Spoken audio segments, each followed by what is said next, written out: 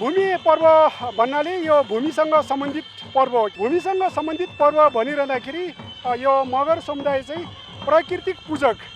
यो पृथ्वीमा चाहिँ कुनै अब यो बाढी पहिरो कुनै दैविक प्रकोपहरू नहोस् भन्ने मनसायका साथ भूमिलाई पूजा गरेर मनाइन्छ।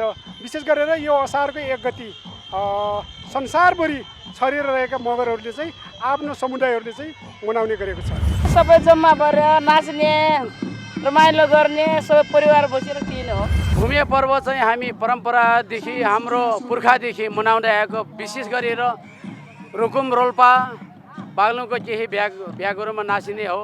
यो हाम्रो भूमिलाई पूजा गर्ने र हामी चाहिँ अब गाउँमा चाहिँ लगभग अब माथि फुल टिप्ने अनि भूमिलाई पूजा गरिसकेपछि अब त्यो सालको बाली नाली सपरोस् भन्ने र भल झिबल कतै अब नजाओस् भन्ने, खोला नाला नबढोस्, राम्रो होस् भन्ने, किरा फटेङ्ग्रा नराओस् भन्ने हिसाबले चाहिँ यो भूमिको पूजा र भूमि नाच्ने पुर्खादेखि हाम्रो चलिरहेको यो भूमिको महत्त्व अब जिजु बाजुले अब सिर्जाको उब्जाको भयो अनि त्यही भएर मनाएको।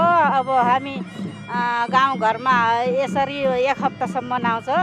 हामी चाहिँ यहाँ 3 दिन अब गाउँघरको झल्को मेटाइराखेका छौँ।